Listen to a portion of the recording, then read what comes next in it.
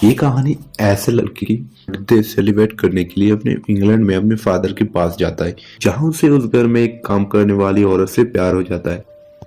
दोस्तों, आज हम जिस मूवी को एक्सप्लेन करने वाले हैं उस मूवी का नाम है द मैट और ये मूवी 2014 में रिलीज हुई थी। तो बिना किसी बकचोदी की एक्सप्लेन को स्टार्ट करते हैं। So let's this movie explain.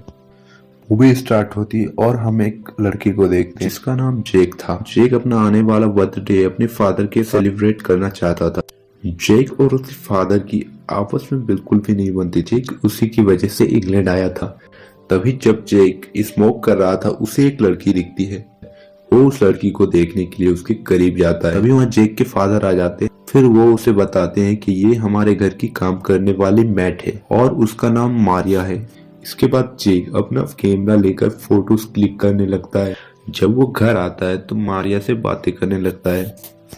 Jack उसे बताता है कि वो जब छोटा था तो उसकी मॉम की डेथ हो गई और उसके फादर ने दूसरी शादी कर ली और उसे उसकी स्टेप मदर बिल्कुल भी पसंद नहीं थी, इसलिए वो अकेला रहता था।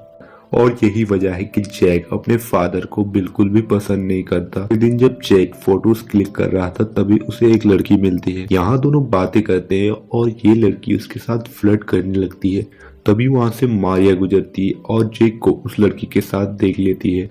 जब जैक घर आता है तो चुपके से वो मारिया की फोटोज लेने लगता है। उसके बाद वो जब किचन में मारिया से मिलता है तो वो उस लड़की के बारे में पूछने लगती है। कहती है कि तुम इतने जल्दी घर क्यों आ गई? तुम्हें तो उस लड़की के साथ और टाइम गुजारना था। और यहाँ बातों बातों में जैक मारिया की तरफ अट्रैक्ट होने लगता है। जैक मारिया को बताता है कि वो उसके साथ बहुत सुकून फील करता है। मारिया भी जैक से इम्प्रेस थी। वो बताती है जब वो 16 साल की थी तब वो प्रेग्नेंट हो गई थी और ऊपर से उसके बॉयफ्रेंड ने भी उसे छोड़ दिया था और उसने उस बच्चे को जन्म दिया। दुख की बात ये है कि मारिया के साथ वो बच्चा अब नहीं है और इसी तरह वो एक साथ अपनी लाइफ की प्रॉब्लम्स को शेयर करने लगते हैं। जैक का फादर जैक को टाइम देना चाहता था लेकिन उसके पास बहुत टाइम की कमी थी। जब जैक इसके बारे में डेविड से बात करता है तब जैक डेविड पर गुस्सा हो जाता है और वहां से चला जाता है। अगले दिन किसी काम से डेविड बाहर चला जाता है और जैक और मारिया उस घर में अकेले थे। मारिया जैक को बताती है कि उसके डैड उससे बहुत प्यार करते हैं, इसलिए उसे बिहेव से अपने डैड से बात करना चाहिए। उस रात सोते टाइम जैक मारिया की फोटोज देखने लगता है। अगले दिन मारिया का एक्स बॉयफ्रेंड मारिया से मिलने आता है और वो मारिया से बातें करने लगता है।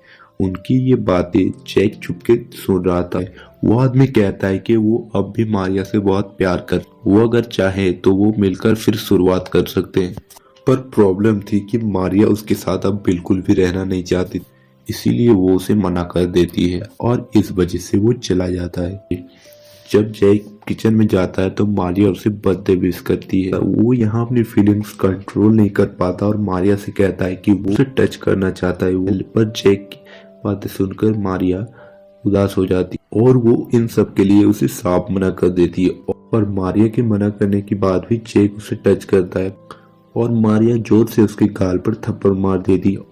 उसी टाइम कोई दरवाजे पर आता है। जब मारिया दरवाजा खोलती है तो वो एक लड़की और वो वही लड़की थी जिसके साथ जैक उस दिन बातें कर रहा था। जैक उस लड़की के साथ बाहर चला जाता है लेकिन वो ज्यादा देर उस लड़की के साथ नहीं रुकता है और जल्द ही वापस आ जाता है। जब वो घर आता है तो वो देखता है कि मारिया रो रही है। उसे रोता हुआ देख जैक उसके पास जाता है और मारिया से बातें करने लगता है। उसके बाद मारिया जैक को हक करती है और जैक मारिया को टच करने लगता है। मारिया को भी ये सब अच्छा लगने लगा था लेकिन और वो उसे नहीं रोकती। अगले ही पल वो उससे दूर हो जाती है और वो कहती है कि ये सब गलत है।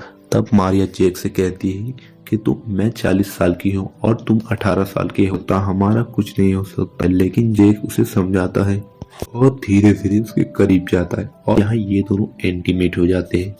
अगले दिन जब मारिया किचन में होती है तो जैक वहाँ पर आता है और उसके साथ मस्ती करने लगता है लेकिन तभी डेविड आ जाता है और वो दोनों अलग हो जाते हैं। जब वो घर आता है तो जैक को बर्थडे विश करता है और उसे बर्थडे गिफ्ट देता है।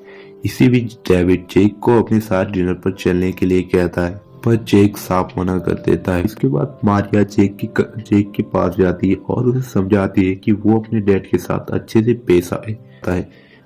मारिया की बातों को सुनकर जैक उसी रात डेविड के पास जाता है और उसके साथ बैठकर ड्रिंक करता है। जहां डेविड जेक को बताता है कि उसने दूसरी शादी इसलिए की ताकि वो उसका ख्याल रख सके। वो उसे बताता है कि वो उसे बहुत प्यार करता है और हमेशा करता रहेगा।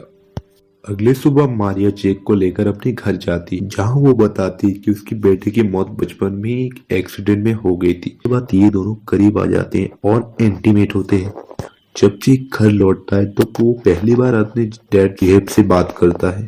जेक के आए बदलाव की वजह से डेविड बहुत खुश था। अब टाइम आ गया था जेक को वापस जाने का और वो अपना सामान पैक करता है और जाने से पहले मारिया से मिलता है और अपने डैड से भी गले मिलता है।